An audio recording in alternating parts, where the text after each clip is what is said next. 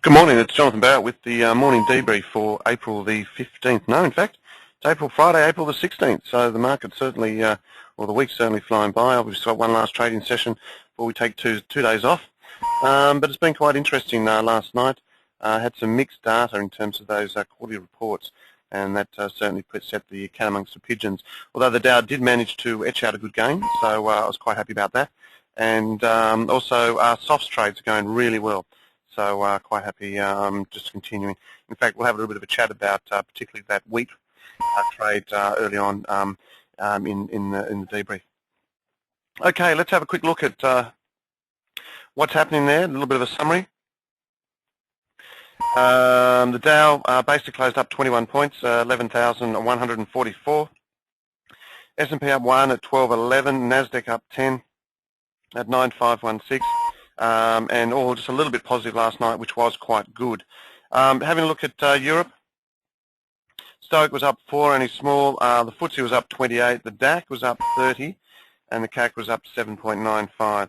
So if anything there, still got a bias, obviously a good bias there towards prices going higher, which is good. As we mentioned on the news, Google first quarter profit falls short of some estimates.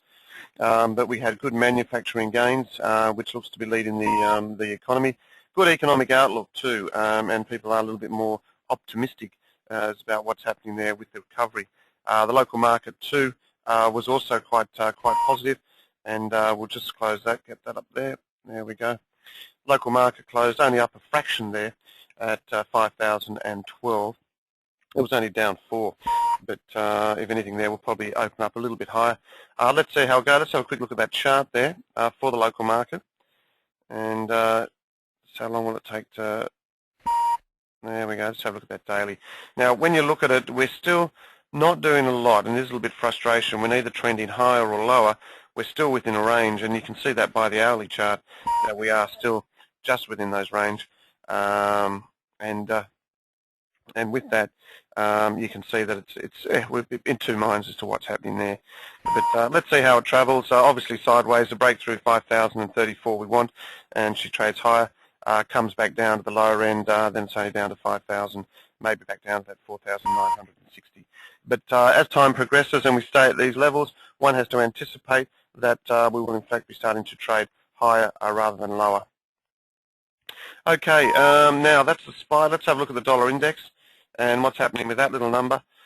And the dollar index, as you can see here, quite interesting. This sort of movement suggests dollars to trade higher.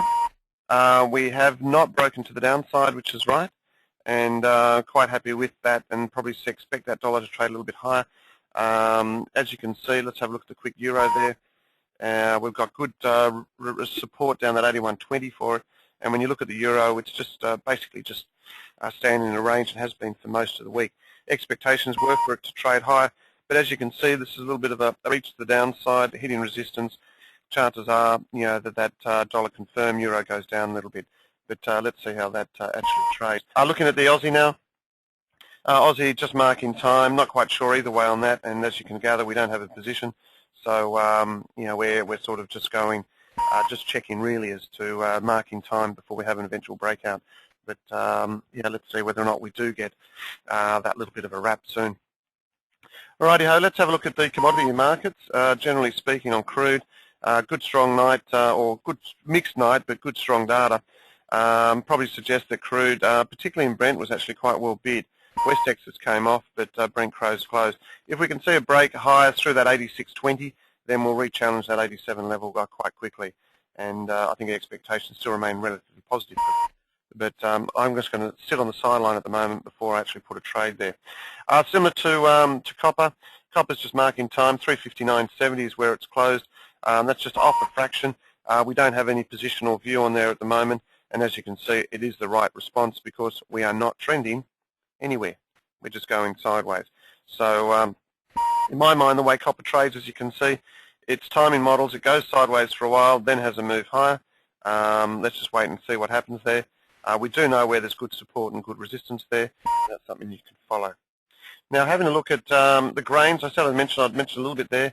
There's a little bit of concern, obviously, of some negative weather in China, and that could cause concern or support for the corn market. We are long. We have been long for probably just under a week now, but 3 or 4 days in fact. And as you can see, this price action here is very supportive of our position. We'll probably buy some more, maybe not corn yet, but if we can see it do nothing for most of the day, we'll probably buy it on a breakthrough that 365 level. Looking at soybeans as well, another strong night, and we're quite happy about there. That looks like it has broken to the top side, so we'll probably also add to positions. But I prefer corn. I prefer wheat at the moment in terms of adding, because it sort of looks as if all the systems are all geared up for wheat to trade higher. And you can really see wheat when you look at it from both a daily and weekly basis, that it does look quite positive for a good move to the top side. So I like the softs at the moment, and we are long. Looking at a quick look at gold, what's happening in that market, just slowly staying on the top side. We did do a little bit of jobbing the last couple of weeks on it, but quite happy to go sideways. I'm not getting too much lead at the moment for gold, and expectations I think are a little bit mixed for me, so we're certainly out of it. In terms of economic calendar tonight, what have we got that's coming out?